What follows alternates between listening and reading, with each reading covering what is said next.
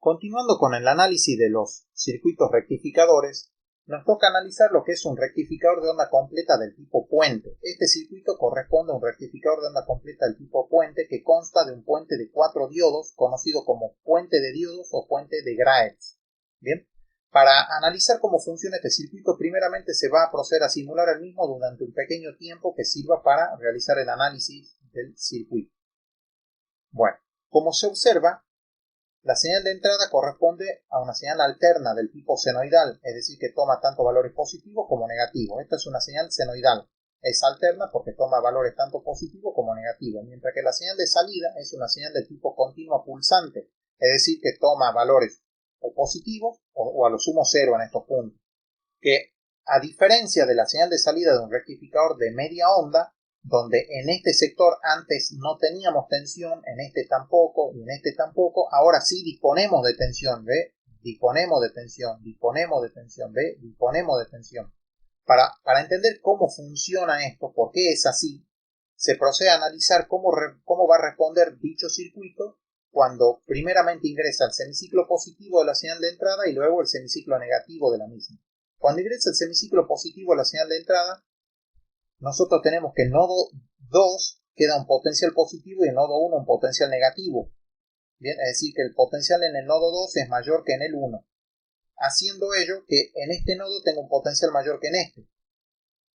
Con eso se obtiene que el diodo D1 no conduce y el diodo D3 sí. ¿Por qué? Porque el cátodo del diodo D1 queda un potencial mayor que el de su ánodo. Entonces este diodo queda polarizado en inversa. Mientras que el ánodo del diodo D3 queda a un potencial mayor que el de su cátodo, haciendo que este diodo quede polarizado en directa. ¿Qué es lo que sucede en la rama inferior? Como este nodo queda un potencial negativo, el cátodo del diodo D4 está a un potencial menor que el de su ánodo, haciendo que este diodo quede polarizado en directa, es decir, que conduzca. Mientras que el ánodo del diodo D2 queda a un potencial menor que el de su cátodo, haciendo que este diodo quede polarizado en inversa, no conduce. Bueno, entonces, durante el semiciclo positivo de la señal de entrada, los diodos que conducen son el diodo D3 y el diodo D4. Bajo esas condiciones, ¿cómo es la circulación de la corriente por dicho circuito? La corriente va a circular de la siguiente forma. Como el nodo 2 está a un potencial mayor que el nodo 1, la corriente circula a través del cable rojo, llega hasta este nodo rojo, como el que conduce el diodo 3, circula a través de D3, luego circula a través del resistor R1, va a través del cable azul, llega hasta este nodo, y acá tiene dos caminos, o va por D1 o va por D4. ¿Por dónde va a ir? Y va a ir por D4, ¿por qué? Porque D4 está polarizado en directa, pero D1 dijimos que estaba polarizado en inversa. Entonces la corriente circula a través de D4, va a través del cable verde y de ahí retorna hacia la fuente de alimentación, obteniéndose esta forma de onda a la salida, esta porción de forma de onda, que en forma es idéntica a la del semiciclo positivo de la señal de entrada, pero en valores de tensión no. Esta es más pequeña, la de la salida es más pequeña. ¿Por qué? Porque al circular corriente por los diodos D3 y D4, en cada uno de esos diodos se produce una pequeña caída de tensión.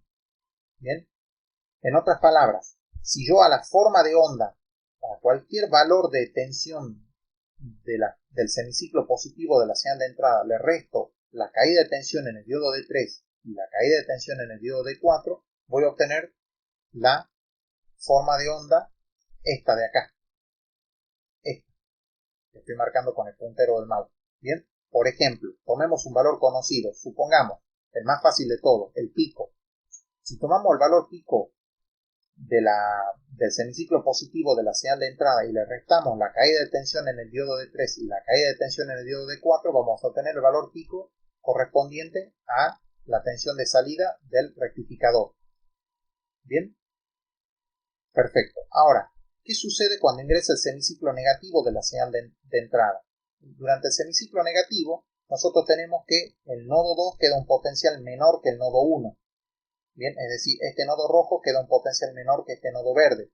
Con lo cual, en la rama superior del puente, el diodo que conduce ahora es el 1. ¿Por qué? Porque al estar este nodo en potencial negativo, el cátodo del diodo D1 queda un potencial menor que el de su ánodo, haciendo que este diodo quede polarizado en directa, es decir, que conduce, mientras que el ánodo del diodo D3 queda un potencial menor que el de su cátodo. haciendo que este diodo quede polarizado en inversa, es decir, que no conduce. ¿Y qué sucede en la rama inferior?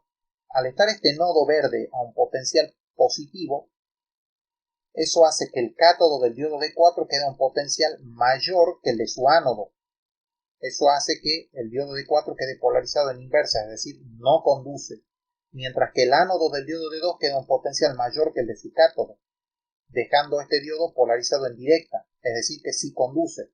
Entonces, durante la presencia del semiciclo negativo de la señal de entrada, ¿qué tenemos? Que los que conducen ahora son el diodo D1 y el diodo D2. Bajo esas condiciones, ¿cómo es la circulación de la corriente por el circuito? Bien.